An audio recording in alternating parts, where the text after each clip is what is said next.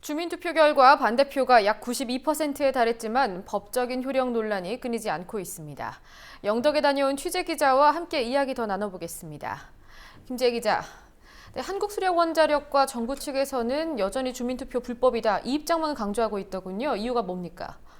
영덕에서 시행된 핵발전소 유치 찬반 투표가 주민투표법에 의거해서 진행된 주민투표가 아니기 때문입니다.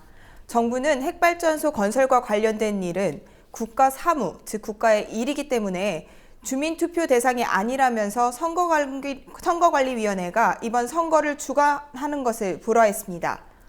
그런데 주민들이 주장하는 것은 주민투표 대상이 맞다 이 말이죠? 그렇습니다. 정부와 주민들의 주장이 충돌하는 부분을 이해하려면 우선 핵발전소 부지 선정 과정을 살펴봐야 하는데요. 핵발전소 부지 선정은 크게 세 단계로 볼 수 있습니다. 먼저 한 수원이 적합한 부지를 선정해서 해당 지방자치단체에 유치 신청을 요청합니다.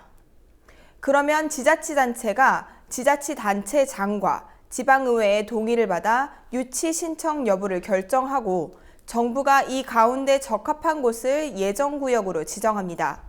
이후 사전환경평가, 주민설명회 등을 거쳐서 전원개발촉진법 제5조에 따라 최종 부지로 확정을 합니다. 영덕과 앞서 주민투표를 시행한 삼척의 경우에는 이 예정구역 지정 단계에 해정이 되는데요. 주민들은 예정고시 단계는 아직 부지로 확정되기 전이기 때문에 아직은 국가 사무가 아니라는 입장입니다. 따라서 주민투표를 할 수 있고 결과에 따라 지자체가 신청을 철회할 수도 있다는 주장을 펴고 있습니다. 영덕 핵발전소 찬반 주민투표관리위원회 측 자문 변호사의 말을 들어보시겠습니다. 이런 게 있을 수 있거든요. 예정구역 지정고시라는 거는 그냥 행정처의 임의로 여기를 정하는 거예요. 얼마든지 철회를 정부 스스로도 할 수 있고 철회를 할 수가 있는 거죠. 그래서 삼척이나 영덕은 지금 원전 부지로 확정이 된 것이 아니기 때문에 예정구역 지정고시라는 걸 언제든지 철회할 수 있고 과거 김대중 정권 시절에도 그 삼척이 이번이 아니고요. 예전에 예정구역 지정고시가 된 적이 있는데 삼척 주민들이 너무 반대를 심하게 해서 예정구역 지정고시가 철회된 사례가 있습니다. 예, 그리고 투표 참여 인원 때문에도 논란이 있더라고요.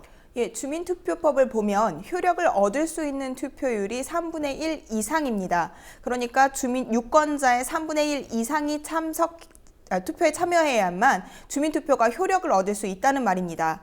이번 투표는 앞서 말씀드렸다시피 주민투표법에 따라서 실행된 투표는 아니었기 때문에 사실상 이 기준과는 무관합니다. 하지만 유권자의 3분의 1이 참여했다는 기준에 어떤 상징성이 있기 때문에 일각에서는 이번 주민투표 유권자 수를 지적하면서 논란을 더 부추기고 있습니다.